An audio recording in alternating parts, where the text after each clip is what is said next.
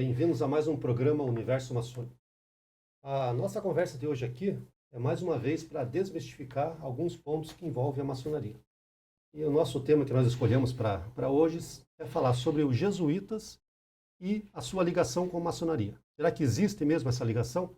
Porque é muito comum a gente falar, jesuítas foram criados para se infiltrar na maçonaria. Dentro da ordem dos jesuítas tem maçons infiltrados. Mas será que isso é verdade ou é somente mais uma lenda que envolve a maçonaria? Bom, a gente vai discorrer um pouquinho sobre a história dos jesuítas, como eles se formaram e vamos tentar traçar essa teia aí, né? Dados de 2022 mostram que os jesuítas estão presentes em mais de 127 países, têm mais de 15 mil membros, e isso mostra a força deles, 850 colégios, diversas universidades que eles têm espalhados pelo mundo. E essa força deles foi mostrada, mais uma vez, com a eleição do Papa Francisco, né? Nosso Papa anterior, que foi o primeiro Papa jesuíta. Então, Hamilton, Maurício, bem-vindos, obrigado mais uma vez por estar aqui para a gente conversar sobre maçonaria, desmistificar mais uma vez, né, esse ponto. Então, acho que a gente podia começar falando sobre o surgimento, né, dos jesuítas. Como é que se deu esse surgimento? Como é que eles apareceram, né? Então, primeiramente, muito bom estar aqui novamente, né? E em 1534 eles apareceram em Paris, né?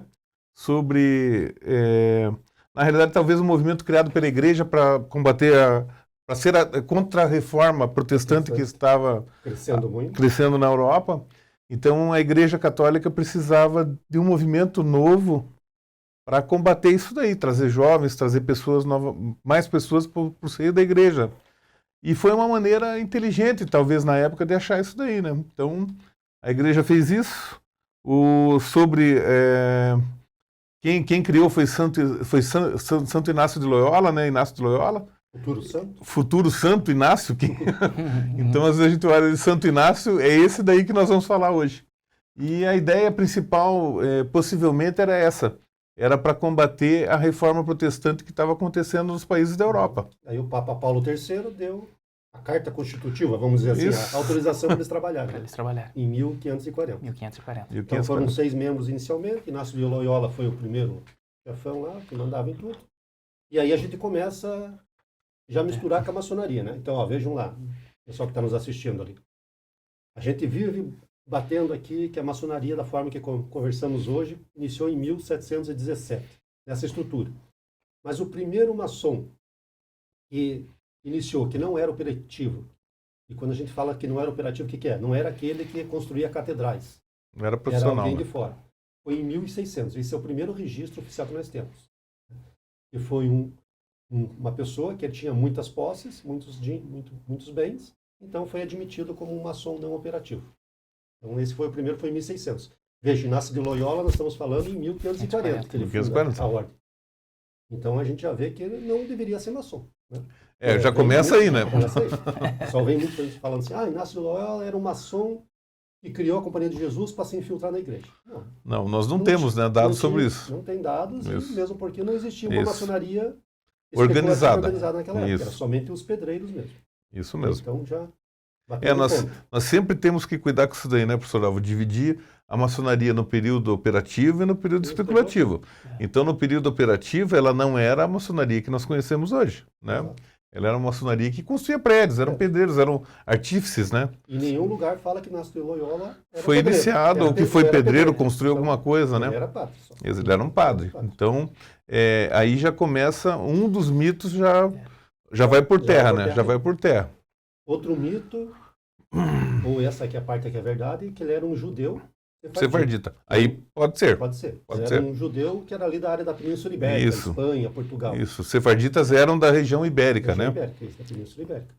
E aí a gente entra em outro ponto da maçonaria que fala assim, é aquele negócio dos protocolos do sábado do céu. Voltamos lá, né? Conspiração hebraica, judaica, maçônica, contra a igreja e contra os reis. Isso. Aí também já entra nisso também, né? Sim.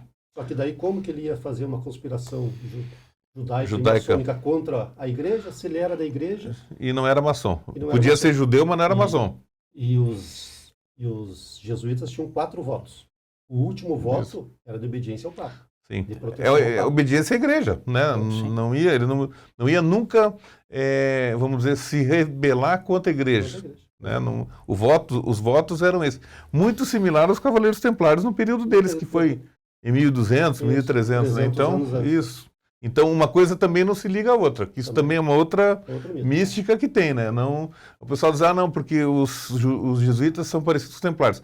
Pode até ser que sejam parecidos o tipo da ordem ou como funcionava a estrutura administrativa da ordem, né, religiosa, mas são 300 anos separados um do outro. Então, não sobrou ninguém para... Né? E o Loyola não era templário, né? Não, que a gente saiba, né? Isso, Exato. Então tá bom, então vamos continuar com a história dos... Isso. Matamos 2 mitos, vamos continuar com a história dos jesuítas. Então, daí em 1549 eles chegam no Brasil, né? Brasil.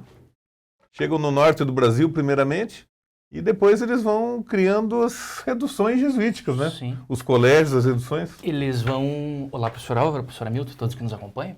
Eles também se espalharam, né, por outros países. Brasil, México, Paraguai. Argentina, Paraguai, né? E outros países da Europa, né? E começa ali em 1534, 1540, que nem a gente falou anteriormente, e 1549, que nem na América, que começou a chegar aqui, né? E o que eles faziam aqui? Essa é a pergunta aqui. Eles chegaram aqui através de Manuel da Nóbrega, né? Vieram juntos. Manuel da Nóbrega, no governo do governador-geral Tomé de Souza, né? Manuel da Nóbrega e Padre Anchieta juntos. Padre Anchieta juntos. Isso. O Padre Anchieta acho que veio 2 meses depois. Isso, mas tipo, no mesmo grupo, né, que veio. Exato. Das primeiras realizações foi a construção do Colégio Piratininga, em São Paulo, em 1554, que funda a cidade de São Paulo. Isso, fundou a cidade de São Paulo. E os colégios, né, nós estávamos falando hoje, a hora que nós chegamos aqui sobre isso, os colégios jesuítas, o sistema jesuíta era um sistema educacional. Então, eles vinham, eles catequizavam os índios, né? Muito diferente do que as pessoas pensam, os índios se sentiam protegidos por eles. Porque quem escravizava os índios nesse período eram os caboclos, os bandeirantes que escravizavam, tinha as bandeiras, né? As bandeiras eram feitas para buscar ouro e escravos índios em outros estados, outras cidades, né? Então, isso nós vamos falar um pouquinho sobre isso depois, que nós vamos chegar nas guerras guaraníticas, né? Mas os índios se sentiam acolhidos pelos padres jesuítas. Então, a redução jesuítica, quando nós falamos, a redução ficava num local onde tinha uma igreja e tinham quartéis, que eles falavam que não eram quartéis, eram alojamentos para os índios ficarem em volta daquela igreja. Então, no começo era proibido os índios portarem armas, eles ali aprendiam, deixavam de ser nômades e começavam a se tornar sedentários. Começavam a aprender a lidar com a terra e tal, faziam exploração de ouro, os jesuítas provavelmente faziam exploração de ouro também, né? Vai ser uma das causas depois de isso provavelmente eles usavam, aprenderam a linguagem dos índios, né? Criaram um sistema de comunicação que ninguém conseguia falar, né? Era só eles que conseguiam. Era uma do português com o tupi, né? Com o tupi. Isso nós estamos falando dos jesuítas portugueses, não dos espanhóis. Então, que tiveram jesuítas espanhóis também. Então, isso ocorreu no Brasil inteiro. E foram se desenvolvendo. E daí existiam os colégios jesuíticos, que é isso que o professor Maurício falou. Eram colégios mesmo, eram prédios gigantes, que é uma coisa que até hoje é difícil de entender. Nós estávamos falando sobre isso. Tem o Colégio Piratininga, tem um colégio em Paranaguá, aqui no litoral, que tinha, na época, em 1710, tinha 3 andares. Então, era uma cidade muito pequena, né? Uma cidade pequena, um porto, no finalzinho do Brasil lá, assim... Era o maior arranha-céu do e talvez do sul do Brasil. Talvez do sul do Brasil. Tem historiadores que falam que é do sul do Brasil. Então, eles construíam esses prédios com um fim educativo, educacional. Era um projeto educacional. Ainda né? Os jesuítas sim. Tem faculdades, tem escolas, eles ainda são voltados para a educação. Talvez a educação para a melhoria do homem, né? Através da religião. O único problema que nós vemos naquela época é que eles escravizavam também, só que de uma forma muito mais branda que os feitores, que os senhores donos de senzalas, os senhorios, e forçar os índios a largarem as suas religiões. Essa era a doutrinação. Só que era a doutrina da época. Inclusive, até eles protegeram os índios, que obrigou até a coroa a fazer a Carta Régia em 1570, né? Só se voltavam contra os portugueses aqueles índios que só eram escravizados, os índios que se voltavam, que hostilizassem, né, a coroa, os portugueses, né? Desde que eles ficassem ali. aceitassem a nova religião, nova aceitassem a educação e ficassem ali à mercê dos jesuítas, não tinha problema. Estava tudo bem. Mas ainda não estamos defendendo, né, essa posição. Não, nós estamos contando uma história, né? Contando uma história. Porque não era só converter para o catolicismo, era também ensinar valores europeus, né? Não, escrever, ler. O índio não tinha nada disso, né? Usar roupa que eles não usavam. Que o gentil que eles falavam, gentil, né? Gentil era o índio. Ele era um ser da natureza, não é um ser humano que vivia ligado com a natureza. Andava, se deslocava, tinha os sambaquis, né? Aqui no Paraná nós tínhamos os sambaquis. Eles se deslocavam, viviam, não produziam nada que fosse permanente. Então, os jesuítas... essa necessidade. Isso, tinha muita coisa, muita fartura de água, de comida, de peixe, de bicho e tal. E eles e frutas e tal. Eles se deslocavam. Com a chegada dos jesuítas, eles começaram a formar locais fixos e aprender. Daí aprendiam a tratar a terra. Os jesuítas também ganharam muito, porque eles aprenderam remédios naturais, tiveram acesso a remédios que os indígenas usavam também. Eles aprenderam muito também. Então houve uma troca, uma simbiose. E isso daí acabou, né? Depois... A própria questão artesanal, as oficinas, né? As oficinas, tudo. Tudo isso. Então, nós começamos com os jesuítas lá em 1540, com Paulo III, só que o Clemente XIV, em 1773, imprimiu, né? Ele fez uma bula, né? Ele vai acabar com os jesuítas. Isso. Só que isso tem alguns motivos, né? Então vamos explorar, né, esses motivos. Então, Paulo III, 1540, funda os jesuítas. Clemente IV, 1773, tenta extinguir os jesuítas. Isso. Ficam extintos por quase 40 anos, em alguns locais, outros permaneceram. Isso. Só que alguns motivos levaram o Clemente a fazer isso. Então, vamos um deles foi em 1758, houve um atentado contra o Dom João I, que era o rei de Portugal, e esse atentado foi atribuído à família Távora, em Portugal, né? E é o padre Gabriel Malagraia, o nome dele. Esse padre foi executado depois em 1761 e foi queimado, foi torturado muito e tal. Então isso aconteceu em 1758, foi um dos deflagradores que viria a ser para a expulsão dos jesuítas do Brasil e depois da Europa inteira, né? Eles foram demonizados daí depois em 1773, né? Então um pouquinho depois. Então isso foi um dos motivos. Outros motivos eram que diziam que eles estavam criando muita riqueza. Um Estado paralelo, né? Um Estado paralelo. Os templários, eles eram o que foi os templários na época deles. Tirando ouro para eles e não para a coroa. Daí teve o problema da coroa portuguesa e espanhola, que queria ouro só para eles. Claro, teve problema. Isso, existia um mito, né? Que os padres eram ricos, os padres jesuítas. Então eles tinham ouro, eles tinham... porque, imagine, você chegava o Brasil era um Brasil colônia, tá? Era proibido ensinar no país que nem o Brasil. Na colônia não podia ter escola. Então a única escola que tinha na colônia brasileira era os colégios jesuítas. Então eles tinham poder mesmo, de verdade. Porque eles tinham índios, por exemplo, as reduções. Tinha reduções em Guaíra, né? Guaíra ali na região de Foz do Iguaçu. Tinha reduções, acho que com mais de 5 ou 10 mil índios vivendo na redução jesuítica. Então era e daí um exército, né? Exército a favor deles. Exatamente. Então isso começou a assustar alguns setores do reinado, do própria tinha um domínio de mão de obra e de produção, né? Sim, exatamente. Tinha gente, tinha produção, produção agrícola. E outro problema que nós vemos, e aí sim uma semelhança com a maçonaria, é que o ensinamento deles era por São Tomás de Aquino. Sim. Que eles diziam que o rei não tinha um poder absoluto, o rei tinha que prestar contas também ao povo. Isso foi um dos problemas, né? Esse era um problema, que os reis não queriam. Isso, eles não queriam. Eles queriam poder absolutista e São Tomás já pregava isso, que era mais libertário, né? Era libertário. Então, se isso somado a vários fatores, eles resolvem... Tanto que daí, um pouco antes da bula de 1773, um dos reis proíbe pessoas usarem capas. Isso. Qual que era a roupa do vestimento dos jesuítas? Eram capas. Sim, era isso. Porque ele dizia que capas as pessoas podiam portar armas escondidas e fomentar o assassinato, a tentativa de assassinato. Que era isso. E aí atrelam os jesuítas à tentativa de assassinato. Ao rei. E antes disso nós tivemos as guerras jesuíticas, né? Sim. Também que vieram com Começa ali com o Tratado de Madrid, depois vai o Tratado de Madrid, que era uma tentativa de movimentar os índios entre as terras espanholas e portuguesas. E os índios não aceitaram isso daí. O que aconteceu? Daí saíram bandeiras, né, de São Paulo e de outras regiões para exterminar as reduções. A ideia era destruir as reduções jesuíticas e esparramar esses índios. E isso é bem documentado, inclusive tem um caso de uma redução, acho que em Guaíra mesmo, que nós estávamos falando, que os índios se esconderam dentro da igreja e eles puseram fogo em tudo, a igreja rachou as paredes e os índios saíam pelas paredes. Quando eles saíam, os caras com espada matavam eles. Então, isso aconteceu de verdade.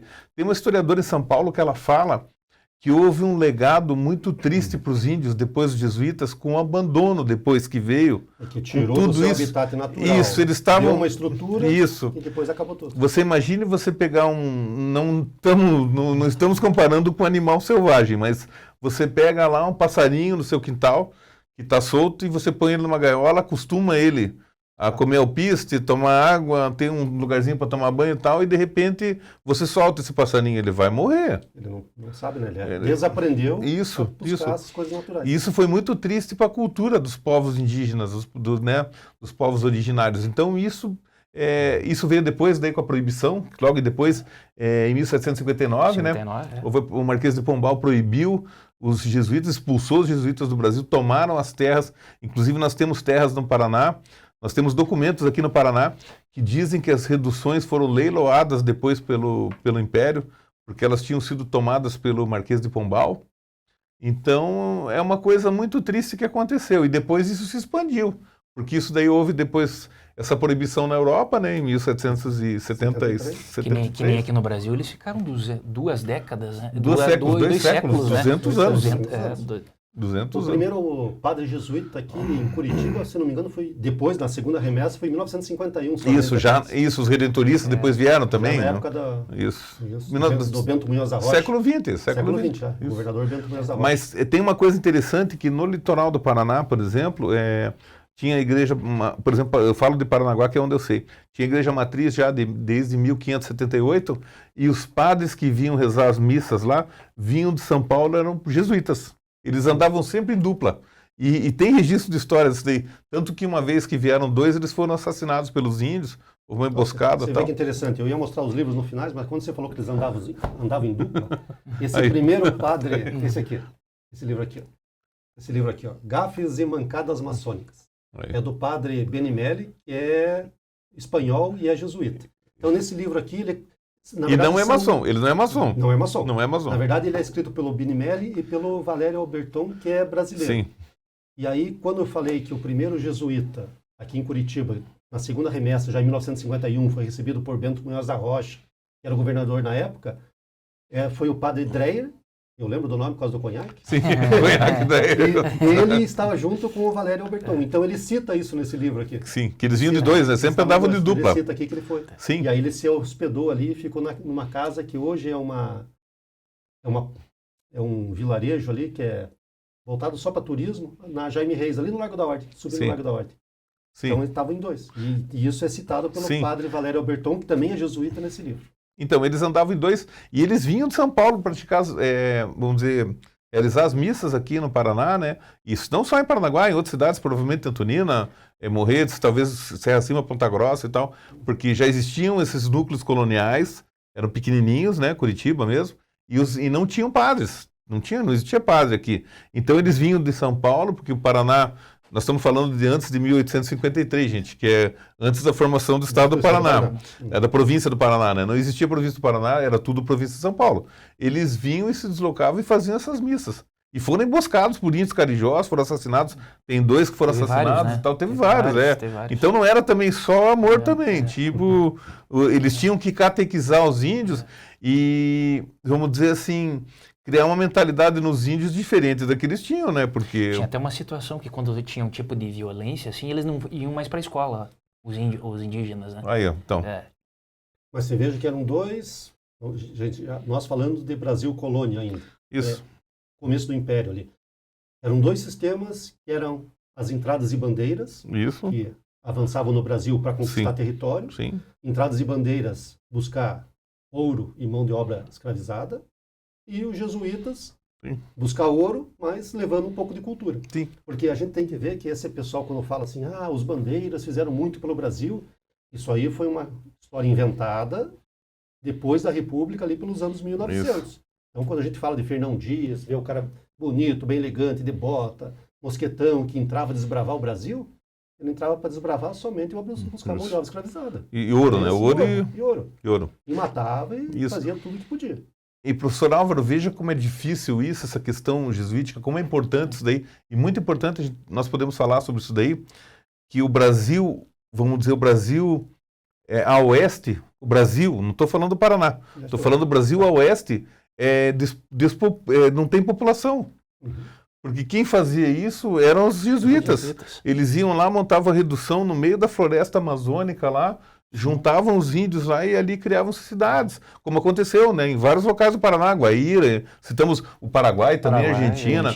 Tem regiões, tem uma faixa toda do sul do Brasil, que pega ali Santo Ângelo e tal, e vai até a Argentina, vai até quase os Andes lá, que era uma região jesuítica. Não, mas e por que eles foram só para o sul e não foram para o norte?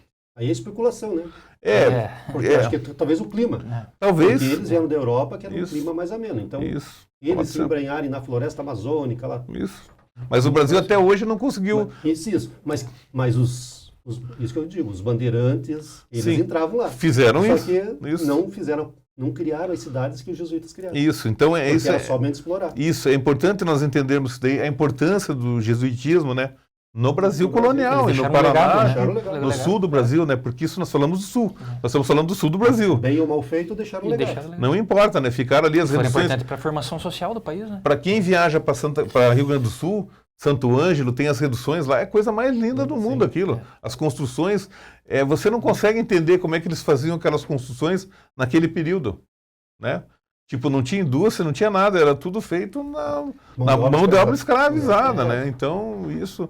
E os índios faziam mesmo, então... Porque aí nós temos... os jesuítas, eles tinham escravizados indígenas e negros também, né? Pessoas escravizadas também. Mas era o momento que acontecia... Era o relativismo cultural, né? Quando nós falamos sobre isso, é relativismo cultural. A gente não pode criticar a história que já passou. Né? A época era aquela não é que era comum, era prática da sociedade daquela época. Então, é difícil 20 isso. 20 anos atrás, nós tínhamos um cachorro em casa. Isso. Hoje nós temos um pet. Isso. Daqui, quem sabe, mais 20 anos, você não vai poder nem ter um pet mais em casa. Não, daqui a 50 anos, há 30 anos atrás, nós tínhamos o quartinho da empregada. Sim. Ele pode ser, hoje, a pessoa pode entender isso como uma senzala dentro de casa. Exatamente. Talvez daqui a um período, né? Então, isso nós temos que entender isso. Bom, a gente falou muito dos jesuítas, a parte que não bate com a maçonaria. E o que bate com a maçonaria? A questão educacional pela transformação, né? Talvez, pode até ser que a maçonaria seja uma herança. E essa parte da doutrina maçônica seja uma herança direta, mas é um ponto pode comum. ser uma herança comum, né? Comum. Porque a maçonaria acredita que o homem pode ser mudado pela educação. Né?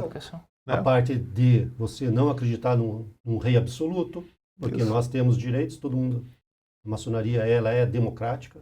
E eles também combatiam isso. O rei não podia ser déspota, não podia ser um tirano, ele tinha que prestar conta para o povo. Então, esses são os pontos em comum. E eles também surgiram antes da Bula Papal de 1738, né? Muito antes. Muito antes, né? 200 anos antes. Sim. 200 anos antes, quer dizer, não tem nada a ver uma coisa com outra. Né? E é interessante também que nós estávamos falando, eles usavam exemplos do cotidiano para ensinar os índios. E só voltando um pouquinho para isso, porque é uma coisa bem interessante e que eu sei que as pessoas que vão assistir talvez já tenham visto isso daí. Então, quando for no carnaval, você vai ver aquele boi de mamão, ou a bernúcia que falam, que tem aqueles blocos que andam na rua, que são folclóricos. Aquilo é uma lenda jesuítica. O boi de mamão é uma lenda jesuítica, porque ele ensinava o índio que o boi morria e ressuscitava. Então ele pegava o índio, ele mostrava um objeto para o índio, que era um objeto que o índio era acostumado a ver, para ele poder entender, porque senão ele não tinha como entender que um homem podia morrer e ressuscitar. Era didática. Então a didática deles era uma coisa fantástica. E o projeto educacional deles foi fantástico, uma pena que não foi para frente, independente das questões negativas que tiveram também, né? Exato. Bom, estamos quase chegando no final. Eu queria falar rapidamente sobre esses livros. Sobre esses livros aqui. Né? Então a gente abordou os pontos que não tem nada a ver e o que são pontos em comum. Não quer dizer que façam parte. São pontos em comum. Então a gente leu uma parte de alguns livros, né? Não lemos todos esses livros que estão aqui. Eu vou começar a mostrar esses livros para vocês aqui. Esse aqui é a Maçonaria e os Jesuítas, produzida pela igreja. Então ele vai contar a história de como foram os jesuítas, só que, claro, como é voltado pela igreja numa época que a bula papal era muito mais ferrenha ainda, eles falam mal da maçonaria, tudo aquilo que a gente já desmistificou aqui. Né? Esse livro aqui, A Igreja Católica e a Maçonaria, é interessante, porque daí mostra os pontos em comuns, mostra que não tem contradição nenhuma entre maçonaria e o catolicismo. Aí vamos aqui nos livros do Padre Benimeli. Então esse aqui é o livro do Padre Benimeli e do Alberton, que é brasileiro. Então, 2 jesuítas que escrevem sobre a maçonaria e alguns pontos, quer dizer, a maior parte envolvendo a igreja e a maçonaria, e tem alguns pontos que ele fala sobre os jesuítas. Inclusive, nesse livro aqui, ele fala sobre uma tal de munita secreta, que foi mais uma detratação da maçonaria e dos jesuítas em si. E aí ele explica como surgiu, que surgiu de um ex-jesuíta que pediu para sair, assim como nós tivemos ex-maçons que saíram e depois escreveram mal da maçonaria. A Munita Secreta foi escrita por um ex-jesuíta que pediu para sair e depois escreveu. Léo Táxio, né? O maior detrator. Ele compara o escritor da Munita Secreta com Léo Táxio. Léo Táxio, sim. Ele compara. Ele fala assim, se nós tivemos um grande detrator na maçonaria, que foi Léo Táxio, tivemos um grande detrator nos jesuítas, que foi o cara que escreveu a Munita Secreta. E para vocês verem aquilo que nós falamos, né? O Léo Táxio escreveu tanto que se espalhou pelo mundo inteiro e até hoje a gente está lutando para mostrar que aquilo era tudo mentira. A Munita Secreta foi recomendada pelo Grande Oriente da França para que todos os maçons lessem para entender como os jesuítas eram traíras. Depois que o cara vai lá, se retrata e fala, não, agora eu descobri que é tudo mentira. É tudo mentira. Só que o problema é quando se faz uma coisa dessa, o estrago já está feito. Sim, não tem retorno, né? Não tem retorno. Não tem retorno. Então ele fala. E quem leu e não conhece, já toma como verdade, né? Toma como verdade. Exato. E por último, talvez o mais importante, é esse livro aqui, ó. O Vaticano, nos arquivos secretos do Vaticano. Esse livro, se puderem comprar, podem comprar no sebo ou na livraria. Grande. Esse livro é muito bom. Então, do Padre Benimeli também, e toda a história da Igreja Católica e maçonaria, todas as intrigas. Esse livro ele escreveu dentro dos arquivos do Vaticano. Do Vaticano. Então, mais importante, mais uma vez, vamos frisar, né? É um padre jesuíta que não é maçom, mas ele escreve sobre maçonaria. Nesse outro livrinho aqui pequeno, aquele primeiro que eu mostrei, o vermelhinho, ele fala que dos objetivos dos jesuítas é combater o ateísmo. Por isso que vieram para cá, tiveram as missões jesuíticas. Sim. Porque a conversão dos índios. Que, os seus deuses aí não são verdadeiros, só o meu que é. Não vamos entrar no mérito da questão. Mas é combater o ateísmo. E aqui ele defende muito falando assim, ó, para ser maçom você tem que acreditar em Deus. Então não tem como ser ateu. É incompatível, né? Então ele tem várias cartas que ele troca com outros padres que ficam criticando e ele defende, ele mostra os pontos de vista e assim vai. Então esse livro aqui, esse grande aqui é muito bom. Ok? Temos que falar a palavra-chave. Então a palavra-chave aí para quem está nos assistindo é jesuítas, né? Para pegar o certificado de horas complementares. A palavra-chave é jesuítas. Um abraço, né, para todo mundo que está nos assistindo. Vocês querem falar mais alguma coisa? Acho que tá de boa. Não, só eu acho que interessante foi bom nós podemos falar sobre os jesuítas, porque pouca gente conhece os jesuítas e o que eles fizeram aqui no nosso estado, né? Porque a gente fala sempre de jesuítas assim, lá em Guaíra, lá não sei onde, mas não, eles estiveram aqui no Paraná, fizeram muita coisa aqui no Paraná. Sim. Vale a pena conhecer as reduções, né, que tem. Em Paranaguá tem Colégio Jesuíta, lá no Oeste também, em Guaíra também tem reduções. E tinha uma cidade espanhola no Rio Iguaçu, eu não estou lembrado do nome agora, que era uma cidade espanhola, com uma redução jesuíta também. Eu não lembro o nome, mas vale a pessoal entrar no Google aí e procurar que... Faz parte da história do nosso país. Faz história do nosso país. Sim, exatamente. Okay? Então, muito obrigado a todos que nos assistiram. Nos encontramos aqui no nosso próximo programa. Um abraço a todos.